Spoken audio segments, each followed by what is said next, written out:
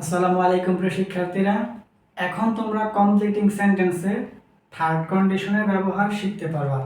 দেখো থার্ড কন্ডিশনটা কিভাবে চিনবা। প্রথমত একটা সেন্টেন্সের প্রথমত থাকবে সাবজেক্ট, তারপরে প্লাস পাস্ট পারফেক্ট টেন্স।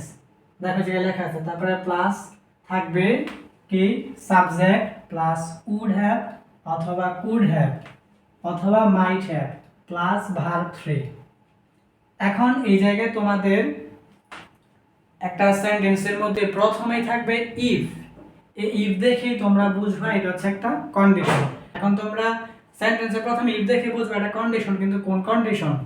এখন যদি তোমরা দেখো ইফ এর পরে পাস্ট পারফেক্ট টেন্স আছে, তাহলে বুঝবা কি এটা থার্ড কন্ডিশন। এখন পাস্ট পারফেক্ট টেন্স মানে কি, এই জায়গায় লেখা আছে দেখো, পাস্ট পারফেক্ট টেন্স মানে হচ্ছে subject plus had plus verb 3 plus object. এখন আমাদের এই যদি ইফ এর পরে subject plus had plus verb 3 plus object এটা থাকে, তাহলে আমরা কি বুঝবো যে আমাদের ইফ এর পরে পাস্ট পারফেক্ট টেন্স আছে, মানে এটা আমাদের থার্ড কন্ডিশনে আছে। তখন আমাদের বাকিটুকু লিখতে হবে কি, সাবজেক্ট লিখতে হবে, তারপরে উড হ্যাভ অথবা কুড হ্যাভ অথবা মাইট হ্যাভ, এই তিনটা থেকে যে কোনো একটা লিখতে হবে, তারপরে প্লাস ভার্ব 3 দিয়ে পূরণ করতে হবে। এখন তোমরা একটা জিনিস এই জায়গায় নিচে দেখো, আমি সবকে লিখে রাখছি। আমাদের ভার্ব 1 মানে হচ্ছে প্রেজেন্ট ফর্ম, আর ভার্ব 2 মানে হচ্ছে পাস্ট ফর্ম, আর ভার্ব 3 হচ্ছে পাস্ট পার্টিসিপল ফর্ম। এখন আমাদের ভার্ব 1 প্রেজেন্ট ফর্মে হচ্ছে বি মানে এম ইজ আর, তাহলে ভার্ব 2 পাস্ট ফর্মে হবে ওয়াজ অথবা ওয়ার, আর ভার্ব 3 পাস্ট পার্টিসিপল ফর্মে হবে কি বিং। আর আমাদের পরে ভার্ব 1 এর প্রেজেন্ট ফর্ম হচ্ছে হ্যাভ অথবা হ্যাজ, আর ভার্ব 2 পাস্ট ফর্ম হচ্ছে হ্যাড, আর পাস্ট পার্টিসিপল মানে ভার্ব 3 হচ্ছে হ্যাড। অর্থাৎ আমাদের এই জায়গায় হ্যাড ভার্ব 2 আবার হ্যাড ভার্ব 3। মূলত এইটা বোঝানোর জন্য আমি সবটা এঁকে রাখছি। আমাদের ভার্বের রূপ হচ্ছে তিনটা, ভার্ব 1 ভার্ব 2 ভার্ব 3। ভার্ব 1 হচ্ছে প্রেজেন্ট ফর্ম, ভার্ব 2 হচ্ছে পাস্ট ফর্ম, আর ভার্ব 3 হচ্ছে পাস্ট পার্টিসিপল ফর্ম। এখন হ্যাডটা ভার্ব 2 হয় আবার ভার্ব 3 হয়। এখন एग्जांपल দিয়ে রাখছি, দেখো তাহলে বুঝবা। প্রথমত আমাদের एग्जांपल নাম্বার 1, প্রথম উদাহরণ হচ্ছে if he had ordered I would have gone। এখন দেখো এই জায়গায় এই যে আন্ডারলাইন যে করা আছে, যে প্রথম एग्जांपल, এই যে দ্বিতীয় एग्जांपल, এই যে 3 নাম্বার एग्जांपल, এই যে 4 নাম্বার एग्जांपल, আন্ডারলাইন যে করা আছে এতটুকু কিন্তু প্রশ্নে লেখা থাকবে না, তোমার লেখা থাকবে এতটুকু। এতটুকু দেখে তোমার বুঝতে হবে এটা কোন কন্ডিশন, তারপরে বাকিটুকু তোমার লিখতে হবে। এখন দেখো ইফ, এই জায়গায় ইফ প্রথমে সেন্টেন্সের মানে এটা হচ্ছে আমাদের কন্ডিশন। এখন কোন কন্ডিশন, ফার্স্ট সেকেন্ড না থার্ড, এটা কিভাবে বুঝবা। দেখো প্রথমত সাবজেক্ট, এই জায়গায় সব থার্ড কন্ডিশনে হবে, কারণ আমি থার্ড কন্ডিশন বুঝিয়ে দিয়েছি। দেখো আমাদের পাস্ট পারফেক্ট টেন্সে প্রথমত সাবজেক্ট, সাবজেক্ট হচ্ছে দেখো আমাদের প্রথমত হি, তারপরে আমাদের সাবজেক্টের পরে কি আছে হ্যাড। দেখো আমাদের এই জায়গায় হি এর পরে হচ্ছে হ্যাড, তারপরে আমাদের হচ্ছে ভার্ব 3, এই জায়গায় দেখো আমাদের ভার্ব 3 অর্ডার। এখন আমাদের ভার্ব 1 হচ্ছে কিন্তু এইটা ও আর ডি ই আর অর্ডার, এই যে এই অর্ডার, এই অর্ডার হচ্ছে আমাদের ভার্ব 1। এই অর্ডার মানে হচ্ছে আদেশ করা। এই ভার্ব 1 এর সাথে ইডি যোগ করলে এটা হবে ভার্ব 3 মানে অর্ডার মানে আদেশ করেছিল। এখন একটা জিনিস খেয়াল করো, আমাদের এই অর্ডার মানে হচ্ছে ভার্ব 1 মানে আদেশ করেছিল। এখন এই ভার্ব 1 এর সাথে যদি আমরা এই জায়গায় ইডি যোগ করি, তাহলে এটা আমাদের ভার্ব 2 হয় আবার ভার্ব 3 হয়। ঠিক আছে, তাহলে এটা আমাদের কি ভার্ব 2 হয় আবার ভার্ব 3 হয়। এখন আমরা কিভাবে বুঝবো এক সেন্টেন্সের মধ্যে যে অর্ডার এটা কি ভার্ব 2 না ভার্ব 3। তাহলে এটা আমরা বুঝবো এই জায়গায় হ্যাভ, মনে রাখবা এই যে হ্যাভ হ্যাজ হ্যাড, এই তিনটার পরে কখনো ভার্ব 2 বসে না, সবসময় বসে কি ভার্ব 3। আমরা বলি দেখো হ্যাভ হ্যাজ হ্যাড, এই তিনটার পরে আমাদের গ্রামারের নিয়ম অনুযায়ী সবসময় কি বসে ভার্ব 3 বসে। এজন্য আমরা জানি আমাদের অর্ডার হচ্ছে ভার্ব 1 আর এই ইডি যোগ হচ্ছে অর্ডার, এটা ভার্ব 2 ও ভার্ব 3 ও।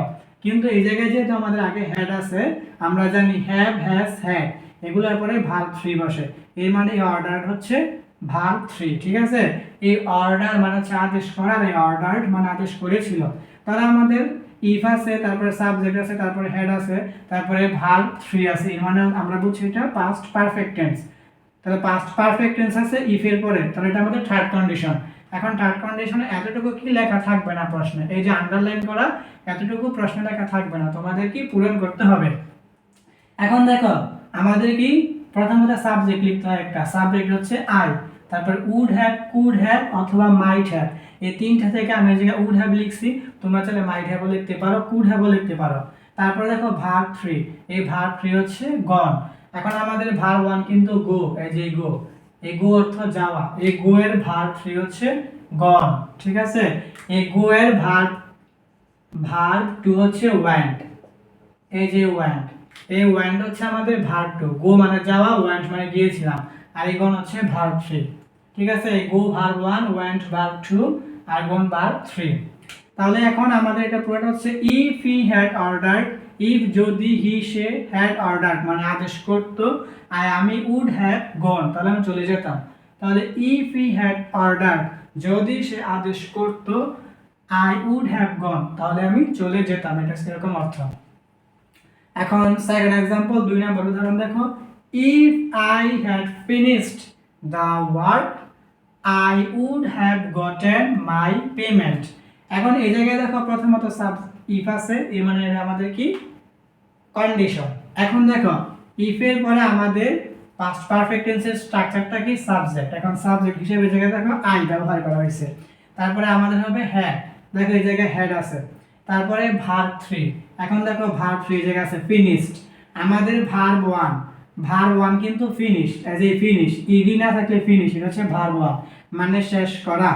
এখন এই ই আর ডি যোগ করলে এটা হবে আমাদের ভার্ব 2 আবার ভার্ব 3। আমি বলছিলাম যে এরকম ভার্বের ক্ষেত্রে ই যোগ করলে এটা ভার্ব 2 হয় আবার ভার্ব 3 হয়। এখন যেহেতু আগে হেড আছে, আমরা জানি হেডের পরে কি ভার্ব 3 বসে, এই মানে এটা ভার্ব 3। তাহলে ভার্ব 3 তারপরে দা ওয়ার্ক, এটা হচ্ছে আমাদের কি ভার্ব 3 এর পরে অবজেক্ট, এর মানে এটা আমাদের ইফ এর পরে পাস্ট পারফেক্ট টেন্স, এর মানে আমাদের থার্ড কন্ডিশন। তাহলে আমাদের পূরণ করতে হবে কি প্রথমত এই যে সাবজেক্ট, এই যে দেখো ইফ তারপরে পাস্ট পারফেক্ট টেন্স, এই যে এতটুকু পর্যন্ত। এখন আমাদের এতটুকু পূরণ করতে হবে। এখন প্রথমত সাবজেক্ট হচ্ছে আই, তারপরে would have, could have, might have, এই তিনটা থেকে আমি এই জায়গায় উড হ্যাভ লিখছি, তোমরা চাইলে মাইট হ্যাভ বা কুড হ্যাভ লিখতে পারো, কোনো সমস্যা নেই। তারপরে কি দেখো, তারপর হচ্ছে ভার্ব 3, এই যে ভার্ব 3 হচ্ছে গটেন। আমাদের ভার্ব 1, এই যে এটা আমাদের ভার্ব 1 হচ্ছে জি ই টি গেট, এই গেট হচ্ছে আমাদের ভার্ব 1, এই গেট অর্থ পাওয়া, এই গেটের ভার্ব 3 হচ্ছে গটেন, ঠিক আছে। এখন মাই পেমেন্ট এতটুকু লেখা হয়েছে কি বাক্যটা পূর্ণ করার জন্য, মানে সম্পূর্ণ করার জন্য। তাহলে ইফ যদি আই হ্যাড ফিনিশড আমি শেষ করতাম দা ওয়ার্ক কাজটি, আমি উড হ্যাভ গটেন পেয়ে যেতাম, মাই মানে আমার, পেমেন্ট মানে কি পারিশ্রমিক। তাহলে if I had finished the work যদি আমি কাজটি শেষ করে ফেলতাম, I would have gotten my payment তাহলে আমি আমার পারিশ্রমিক পেয়ে যেতাম। এখন 3 নাম্বার एग्जांपलটা দেখো, if I had been a king I would have helped the poor. এখন দেখো প্রথমত ইফ মানে এটা আমাদের কন্ডিশন। এখন দেখো প্রথমত আছে আই, এটা দেখো আমাদের পাস্ট পারফেক্ট টেন্সের সাবজেক্ট হিসেবে এই জায়গায় হচ্ছে আই। তারপরে আমাদের হচ্ছে হ্যাড, এই যে দেখো আমাদের হ্যাড। তারপর হচ্ছে ভার্ব 3, এই যে আমাদের ভার্ব 3 হচ্ছে বিন। দেখো আমাদের এই বি হচ্ছে ভার্ব 1 আর ওয়াজ হচ্ছে আমাদের ভার্ব 2 আর এই বিন হচ্ছে আমাদের কি ভার্ব 3, ঠিক আছে। তাহলে এই বিন হচ্ছে আমাদের ভার্ব 3, তারপরে ভার্ব 3 পরে দেখো জায়গায় অবজেক্ট আছে, এই অবজেক্ট হচ্ছে আমাদের একই। তাহলে আমাদের ইফ এর পরে পাস্ট পারফেক্ট টেন্স আছে, if plus past perfect tense, এর মানে এটা আমাদের থার্ড কন্ডিশন। তাহলে আমাদের পূরণ করতে হবে প্রথমত একটা সাবজেক্ট নিয়ে, এই যে সাবজেক্ট হচ্ছে আই, তারপর উড হ্যাভ, কুড হ্যাভ অথবা মাইট হ্যাভ, এই তিনটা থেকে আমরা এই জায়গায় উড হ্যাভ লিখছি। এখন তুমি চাইলে মাইট হ্যাভ বা কুড হ্যাভও লিখতে পারো, কোনো ব্যাপার না। তারপরে ভার্ব 3 হচ্ছে হেল্প, এই জায়গায় একটা বিষয় আমাদের এই ইডি যদি বাদ দিই তাহলে হবে আমাদের কি হেল্প, এই হেল্প মানে সাহায্য করা। এখন এই হেল্পের সাথে যদি আমি ইডি যোগ করি এটা আমাদের ভার্ব 2 হয়, ভার্ব 3 হয়। এখন যেহেতু আগে হ্যাভ আছে, আমরা জানি have has has, have has had, এই তিনটা পরে ভার্ব 3 বসে, তাহলে এই যে হেল্প মানে ভার্ব 3। তারপরে আমরা বাক্যটা সম্পূর্ণ করার জন্য লিখছি কি দা পুর। তাহলে এটা অর্থ হচ্ছে ইফ যদি আই হ্যাড আমি হতাম, আই হ্যাড বিন আমি হতাম, এ মানে একজন কিং মানে রাজা। তাহলে if I had been a king যদি আমি একজন রাজা হতাম, আমি উড হ্যাভ হেল্প মানে সাহায্য করতাম, দা পুর মানে গরিবদেরকে। তাহলে if I had been a king যদি আমি একজন রাজা হতাম, I would have helped the পুর তাহলে আমি গরিবদেরকে সাহায্য করতাম। এরকম দেখছো কত সহজ আমাদের কন্ডিশন। এখন লাস্ট এন্ড ফাইনাল আমাদের সর্বশেষ एग्जांपल হচ্ছে if I had enough money I could have bought a car. এখন তোমরা একটু মনোযোগ দিলে হয়তো একটু ভুল ধরতে পারো যে আমি কেন হ্যাড দুইবার পাশাপাশি হ্যাড লিখছি। এখন এইটা বোঝানোর জন্য মূলত আমি এই শর্টটা এঁকেছি এই জায়গায়। দেখো প্রথমত ইফ মানে এটা আমাদের কন্ডিশন।